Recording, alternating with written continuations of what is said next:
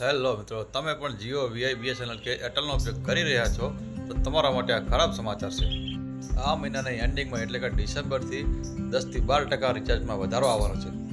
હવે આની પહેલાં 2024માં ભાવ વધારો કર્યો હતો ત્યારે જીઓ, એરટેલ અને વોડાફોન ખૂબ જ ભાવ વધારો કર્યો હતો. ત્યારે બીએસએનએલે પાર્ટિસિપેટ નહોતું કર્યું.